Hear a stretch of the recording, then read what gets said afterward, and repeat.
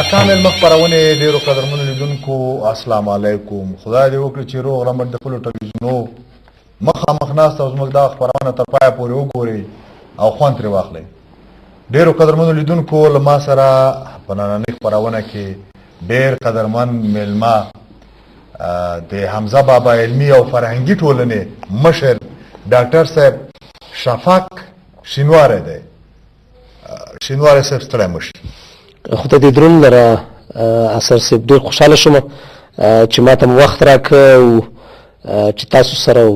ستاسو پرسونل سره وګورم او ګرانو لیدونکو سره څه خبرې شریکې کړم او خپل ژوند خواله ورسره شریک کړم. ډېره مننه. کور مودان.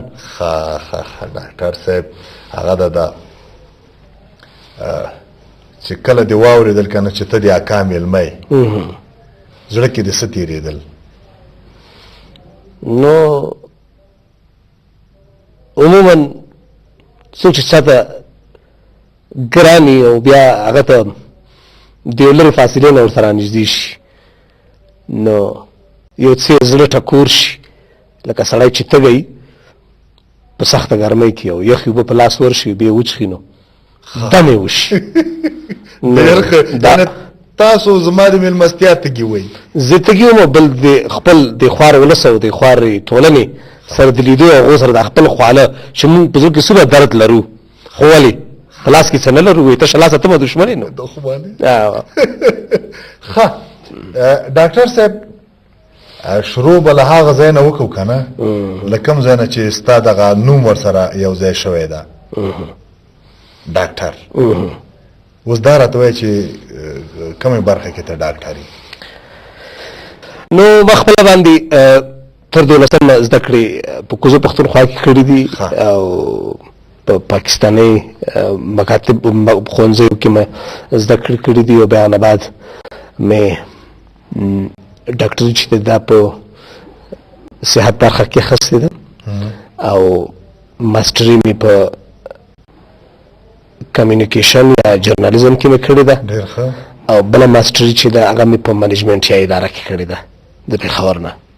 ډېر ښه. دا خبره ښه هم نه ځان لږ داسې غټه راته ښکاره کېږي. خلک دې وپېژني چې ته څوک یې. اوس دغه د حمزه بابا علمي او فرهنګي ټولنه چې ده د دې مشر هم ته خبر داسې ده چې د افغانستان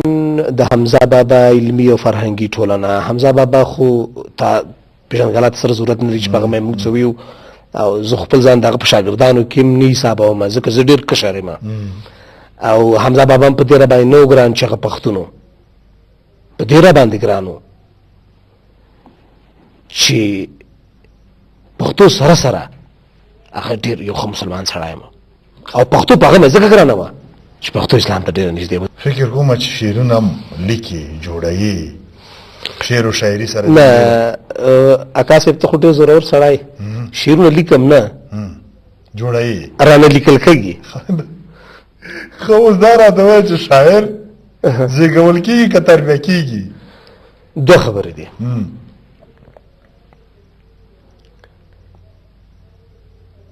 که شعر د لیکلو کوشش وکړي هغه په اوریدونکي یا لیدونکي کې یا لوستونکي کې هیڅ درد هیڅ حرکت نشي پیدا کولی چې ته کوشش وکړې چې ویې لیکې ته وتراشې تیږې غوندې څټک پسې راواخلې او جوړ را جوړ کړې او کاله به دغه خطې برابره کړې. شاعر یا شاعر مطلب دا د الفاظو مستري ورته وایي یا هغه دیوالي ښودونکی ورته وایي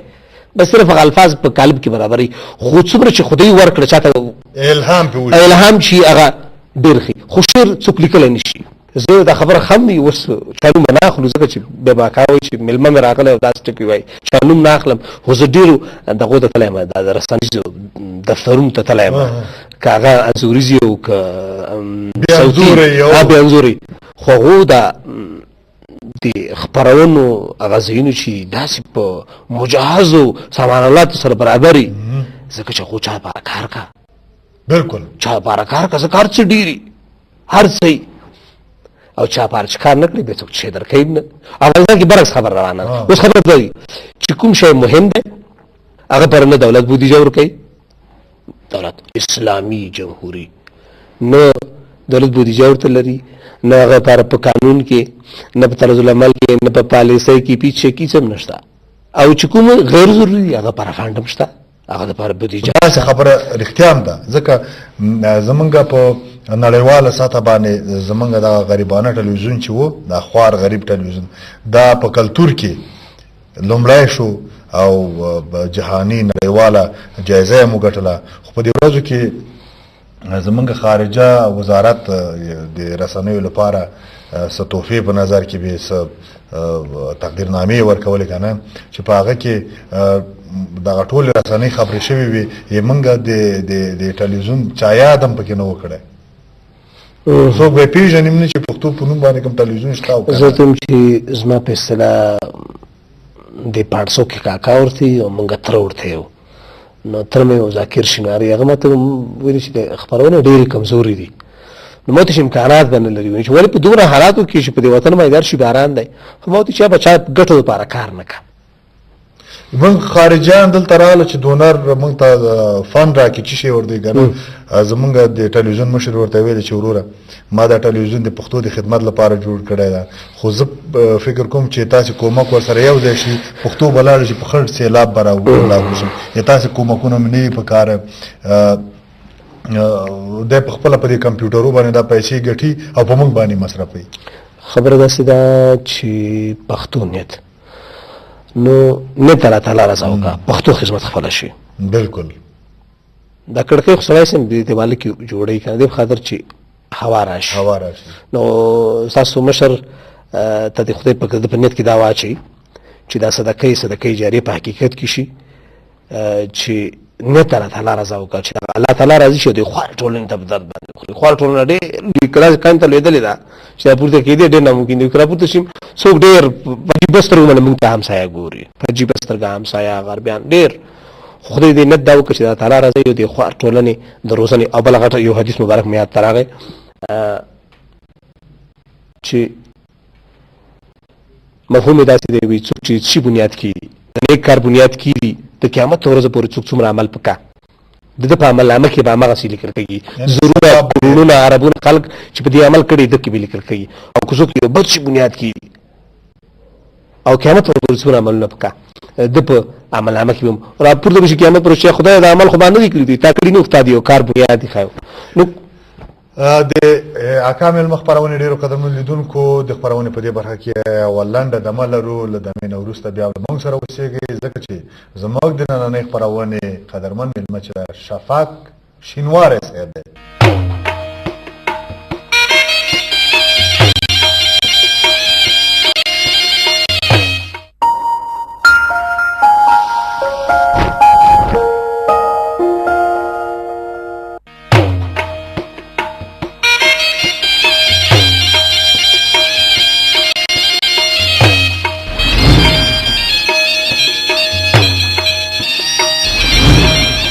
اکامل مخبرونه ډیرو قدرمن لیدونکو بیا هم ستړي مشئ په خیر راغلی زموږ د نننۍ خپرونې میلمه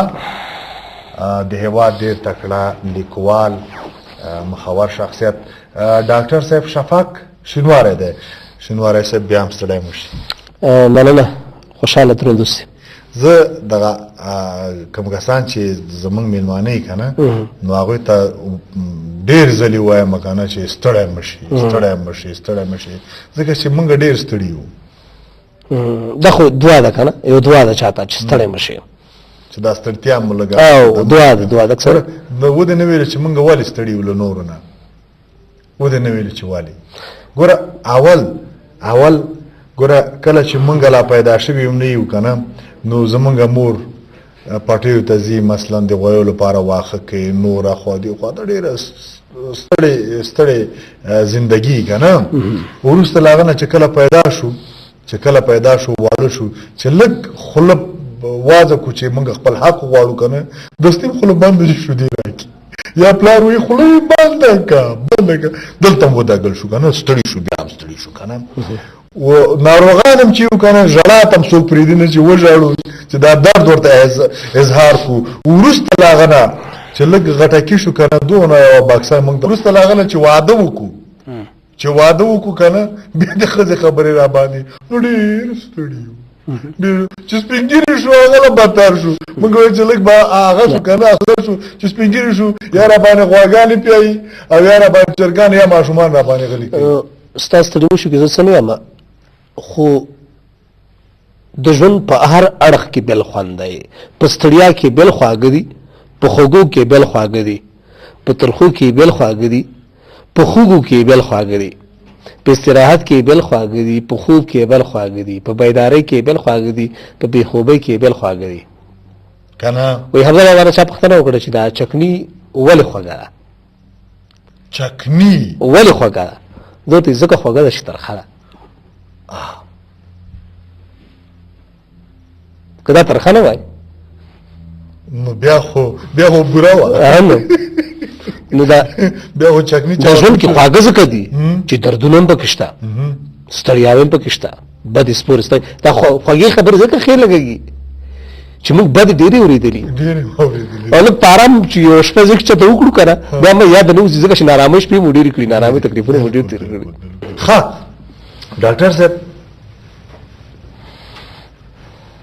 ستا یوه داسې خاطره چې تا ورته ډېر خندلي یا دې ورته ډېر ژړلي تر راته کیسه که چې حمزه بابا به زه به وروسته ماته خاطره راته راځي چې حمزه بابا به په دې ژمي کې زما وایي د پلار نږدې ملګری و دا به ژمي کې به کله ناکله ورسره راته حمزه بابا وختي مې یادونه وکړه حمزه بابا هغه شخصیت و چې د شپږ دېرش اثر لیکلي دي شپږ دېرش کتابونه یې لیکلي تر دې دمه څلور کسانو په ده باندې پي ایچ ډي تر بریده په پېښور پوهنتون کې زده کړې کړي دي د کتابونه تقریبا شپږو ژبو باندې ترجمه شوي دي نو ویل دا به په دې ژمي کې راته نو ده به دا د چرګې یخني ډېره خوښه وه چرګې یخني نو میاشت کې به چرګ هم نه د چرګې چرګې یخني عموما نو څه د یخني ورته جوړه کړه ته خبرې پیدا کوې خو خیر خوږېږي اجازه ده نو څه به د یخني ورته جوړه کړه به یخني به ډېر شوق وي نو یوه ورځ وړوکی ما پوښتنه وکړه بابا دا زړه ولې مرورېږي زړه ولې مرورېږي لا داسې لاندې باندې راته وکاته چې بچی ډېر وړوکی خو خبره ده ډېره غټه وکړه دا زړه هلته مرورېږي که نه یا ځکه مرورېږي چې کله تمه پیدا شي چې تمه پیدا شي چې کله تمه پیدا شي بیا زړه مرور چې تمه شاته نه وي انسان نه زړه نه مرورېږي څو چاته چې تمه لري که نه او هغه په ونه لوري بیا نو زړه مرور شي نو دې پر یو بله خبره مې یاد ته راغله دی مشهور ملګري وایي دا سړی وایي ولې مرورېږي ما ته څه نه پوهېږم تا ورته ونه ویلي چې سړی هېڅ نه مرورېږي یا چې مرورېږي هغه نه بله خبره ده که نه مرورتوب هم ډېر خلک داسې چې دعوې سړیتوب که خو سړی نه وي که نه بابا وایي پرده د سړیتوب په ما خواره کړې سړی نه یم پرده د سړیتوب په ما خواره کړې سړی نه یم هر سړی خپل ځان خپله پېژني خدای دې موږ سم کړي بلکل نو دوی سړی هلته مرورېږي هغه سړی مرورېږي څوک عزت غواړي څوک چې چا نه عزت غواړي هغه مرورېږي اوس د دې خپرونې تا زه مرور شم صاحب تا مانه داسې پوښتنه وکړه صاحب زه نه مرور شم مطلب تا ماته پوره عزت را نه کړ که نه پوره عزت یې را نه کړ لږ وختي به ملګرو سره خبرې وکړې چې صاحب داسې هغه دا فکر وکړو نو شینواره به عزت غواړي وړي زه عزت نه غواړم زه وایم چې دا ځای زما کور دی دا مې خپل ځای دی او خپل کور باید ښه جوړ وي هو که نه نه چې خپل کور د سړی راشي څوک یې په هغه وولي غونډاري او څوک چې خپل کور نه مې څوک شړي نو زه پردي نه څه ګیله کوم والله اوس دا راته وایه چې خاطره دې را په یاد شوه که نه زه خو ډېر کشه سړی یم او دومره څه نه لرم خو د مشرانو دغه سره شته دی نو حمزه بابا یو ورځ وایي دته ترکیه نه مېلمانه راغلي وو ترکیه نه ادیبانو لیکوالانو ته راغلي وو نو ویل بابا سره ناست او خبرې مجلسونه دې وخت کې چای و موږ اطرافي خلک پوښتنه چېرته کې زه ورته سلام کړم په دې خاطر چې کته لاړ شي که پورته لاړ شي پس د خوړکو ټول افغانستان کې خو بل خصوصا په پښتنو کې د اسلام نه څه ویني بس ډېر خبرې مې خوله کې راځي خو کیسه بیا درنه اوږدېږي نه اوږدېږي هم نه خو زه مې چاسې نه شي ستاسو د پالیسۍ او دا بعضې اورېدونکي بیا راته په غوسه نه شي نو خبره داسې ده هغه کډیر په غوسه شنو خپل ټلویزیون به داسې کیدی کنه او سر طرف نه دته نه مجبورو دته نه مجبورو نو ویل